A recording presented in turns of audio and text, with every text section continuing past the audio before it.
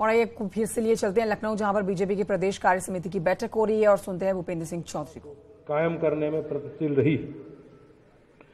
मुझे बहुत खुशी है कि मैं एक ऐसे पार्टी को अंगीकार करने में सफल रहा हूं जिसमें मेरे जैसे सामान्य कार्यकर्ताओं को सम्मान मिला है।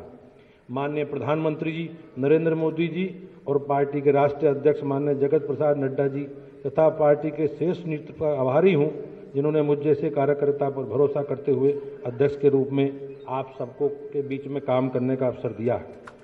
मैं आप सबको विनम्रतापूर्वक माथा नवाकर प्रणाम करता हूं, जिनके साथ हम लोग आने वाले दिनों में चाहे निकाय चुनाव हो, सहकारिता के चुनाव हो, लोकसभा चुनाव हो, हम सबको मिलकर सफलता का लक्ष्य पूरा करना है।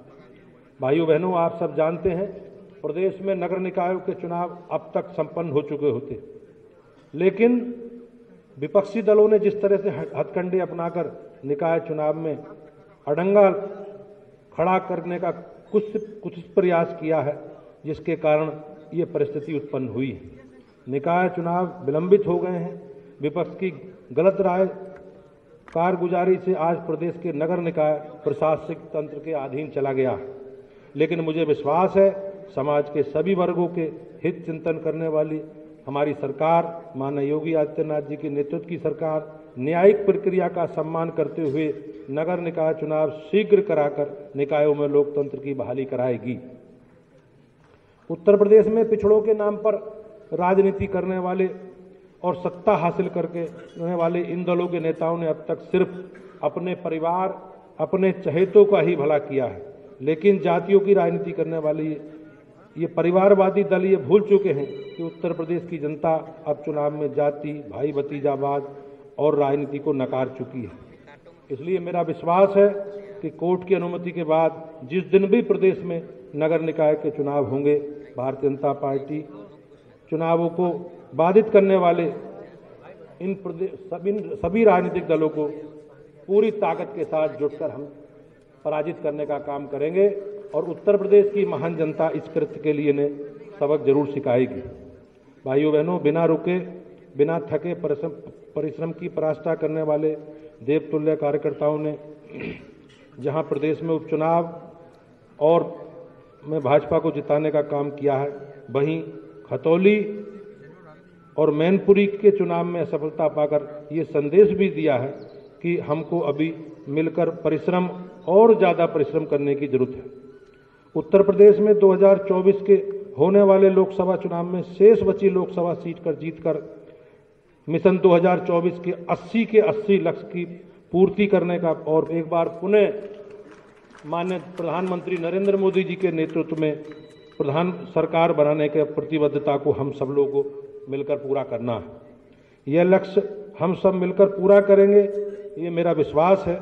अभी कुछ दिन पहले स्वतंत्रता के अमृत महोत्सव में पार्टी के देवतुल्य कार्यकर्ताओं के ने आम जनमानस के साथ मिलकर जिस प्रकार से घर घर तिरंगा अभियान चलाकर उसे सफल बनाया है। प्रधानमंत्री जी की अपील अपने घरों पर तिरंगा फहराने को लेकर आम लोगों के बीच जाकर जनजागरण किया, इसका असर हुआ है। लोगों ने स्वेच्छा से अपने घरों पर तिरंगा लहराया। राष्ट्रभक्ति से ओतप्रोत इस अभिनव प्रयोग से जहां लोगों के मन में देश प्रेम की अलग जगी है, वहीं अर्थव्यवस्था में भी जबरदस्त फायदा हुआ।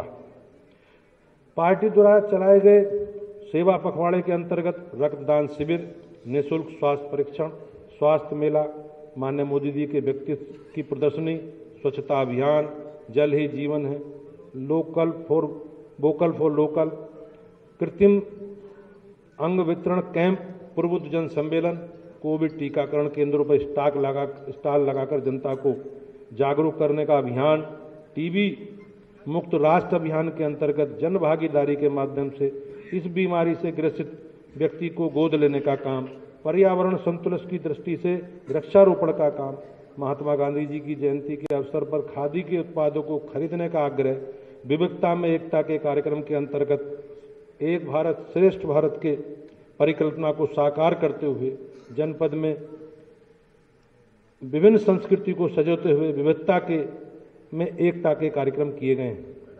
मैं देश के प्रधानमंत्री माननीय नरेंद्र मोदी जी जो हमारे उत्तर प्रदेश के वाराणसी क्षेत्र से माननीय सांसद हैं।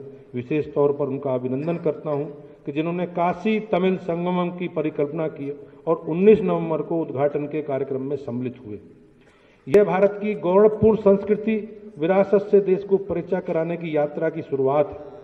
माननीय प्रधानमंत्री जी ने इस आयोजन के जरिए संस्कृति और सभ्यता के दो काल जयी केंद्रों को संगम के सहारे देश की एकता की डोर में बांधकर अधिक मजबूत करने का काम किया। ये हमारी प्राचीन संस्कृति के आदान प्रदान और पुरातन परंपरा को जोड़ने का अद्भुत प्रयास रहा है। एक भारत श्रेष्ठ भारत की कल्पना को चरितार्थ करने वाला ये आयोजन था। ये एक ऐसा प्रयास है जो भाजपा को अन्य राजनीतिक पार्टियों से अलग करता है। इस आयोजन से हम सब कार्यकर्ताओं को प्रेरणा मिली है कि हम अपने शहरों में विभिन्न भाषी लोगों के साथ मिलकर उनके त्योहार, उनकी वेशभूषा, उनके खान पान में समरस हों और एक भारत श्रेष्ठ भारत की संकल्पना को साकार करें। राजनीति से इतर देश को एक सूत्र में पिरोने के लिए यह संकल्प भाजपा की एक पहचान है। एक माह तक चलने वाले इस कार्यक्रम के अवसर पर देश के यशस्वी गृह मंत्री माननीय अमित शाह जी का सानिध्य काशी तमिल संगमम के दौरान हम सबको मिला। उत्तर प्रदेश की धरती काशी और तमिल संगमम के संस्कारों, भाषाओं और संस्कृति का समागम का साक्षी बनी। मैं आपको बताना चाहता हूं कि ऐसा ही प्रयास आंध्र प्रदेश में आज हो रहा है, जहां उत्तर प्रदेश का महोत्सव बनाया जा रहा है। भाइयों बहनों, माननीय प्रधानमंत्री जी के मार्गदर्शन में उत्तर प्रदेश के यशस्वी मुख्यमंत्री जी की कर्मठता से जहां काशी कॉरिडोर का आज पूर्ण आभा के साथ चमक रहा है, वही अयोध्या में भगवान श्री राम की प्रभु की जन्मभूमि पर भव्य दिव्य राम मंदिर का निर्माण का कार्य तीव्र गति से पूर्णता की ओर आगे बढ़ रहा है। यही नहीं, चित्रकूट की रामधारा से लेकर भगवान की बुद्ध की परिनिर्वाण स्थली कुशीनगर, राधा कृष्ण की नगरी मथुरा वृंदावन प्रदेश की संस्कृति के आधार बन रहे हैं। चक्र तीर्थ नेवी शरण महाविंध्यवासिनी धाम के विकास का कार्य निरंतर प्रगति की ओर अग्रसित है। घरेलू पर्यटन, धार्मिक सांस्कृतिक के महत्व, मेले, तीर्थ स्थलों के विकास, वहां की आवश्यक सुविधाएं, आधारभूत ढांचे का विकास करते हुए आने वाले तीर्थयात्री एवं पर्यटकों की सुविधा की एवं सुरक्षा की दृष्टि से ऐतिहासिक कार्य किया जा रहा है। सफल कुंभ का आयोजन कर चुकी माननीय मुख्यमंत्री योगी आदित्यनाथ जी के नेतृत्व की सरकार जहां आने वाले महाकुंभ 2025 की तैयारी तेज गति से कर रही है, वहीं प्रतिवर्ष होने वाले माघ मेले की सुचारू व्यवस्था भी कर रही है। ऐतिहासिक और पौराणिक धरोहर से सुरक्षा संबंधन तथा इससे जुड़े व्यक्ति, कलाकारों, स्थानीय समुदाय की आमदनी बढ़ाने व रोजगार साधन सृजित करने के निरंतर प्रयासों की सराहना हो रही है।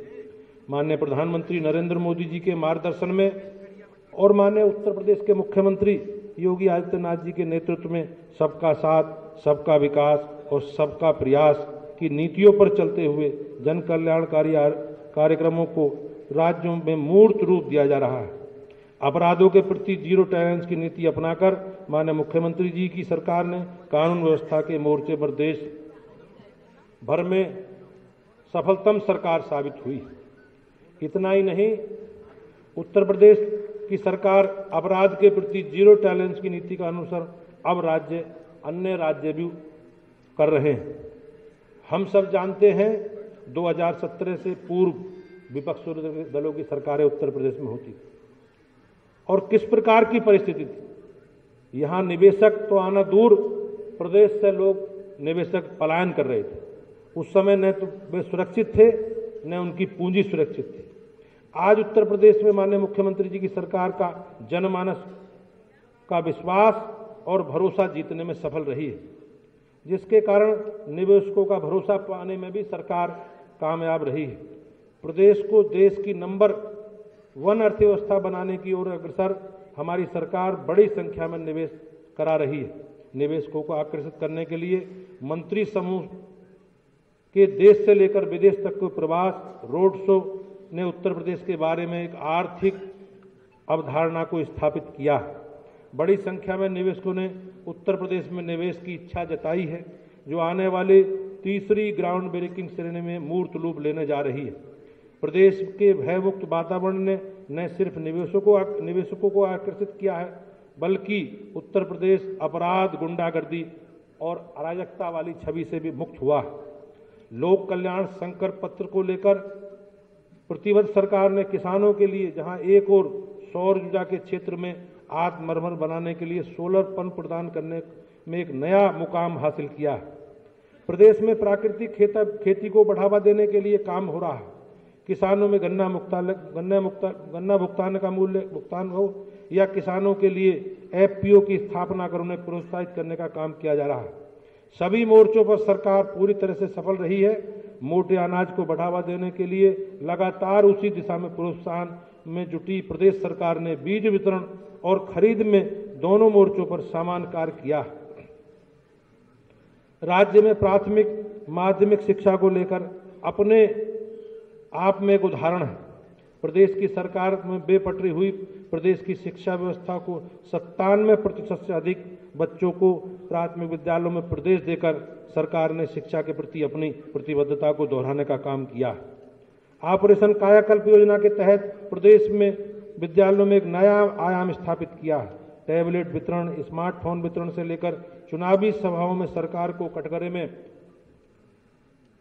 खड़ा करने वाले विपक्षी दलों को करारा जवाब देते हुए जिस प्रकार से टैबलेट और स्मार्टफोन का वितरण किया गया है, उसके लिए उतनी प्रशंसा की जाए सरकार की वो कम है।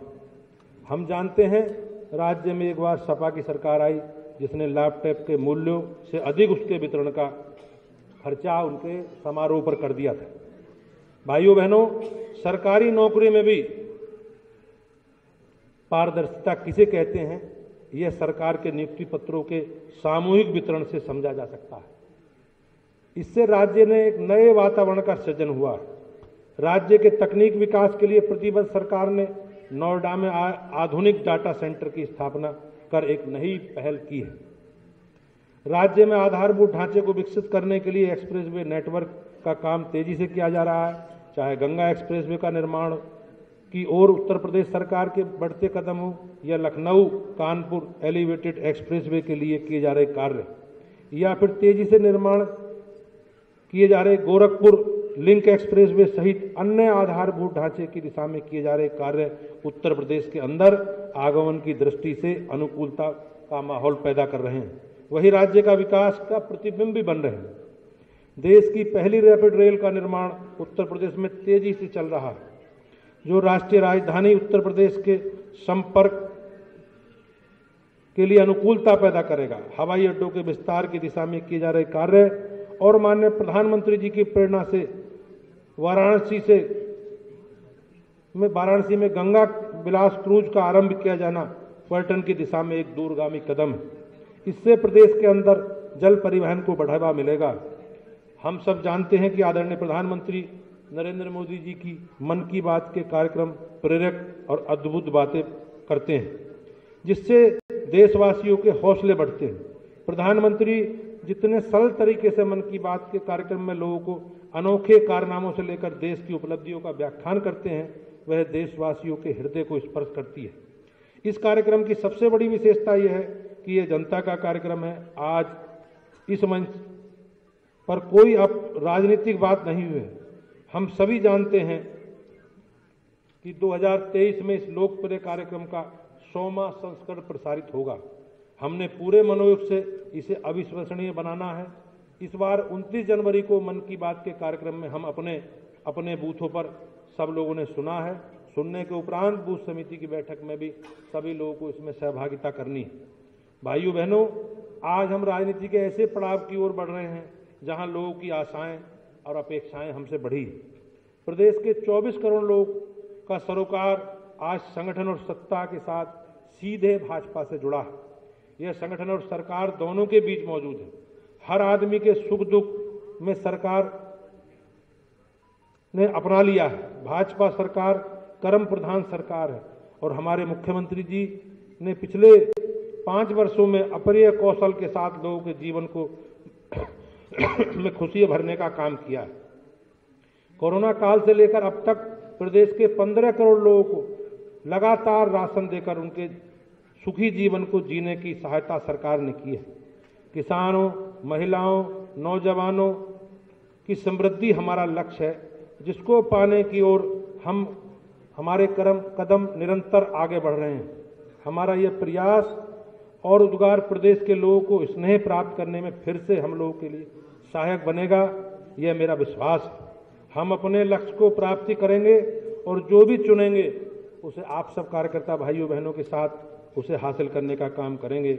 मैं इसी उद्घोष के साथ एक बार आप सभी का पुनः अभिनंदन करता हूं और आपका स्वागत करता हूं और इस लक्ष्य के साथ कि भारतीय जनता पार्टी के जो लक्षित हमारे कार्यक्रम अभियान हैं उन कार्यक्रमों को हम लोग सब मिलकर पूरा करेंगे और हमारा जो लक्ष्य है उस लक्ष्य को भी, चाहे लोकसभा चुनाव हो, चाहे नगर निकायों के चुनाव हो, चाहे आने वाले ये 5 विधान परिषद की सीटों के चुनाव हैं, निश्चित रूप से हमें 100% सफलता के साथ आगे बढ़ना है, ऐसा मेरा निवेदन है। मैं आप सबका स्वागत करता हूं। बहुत बहुत धन्यवाद।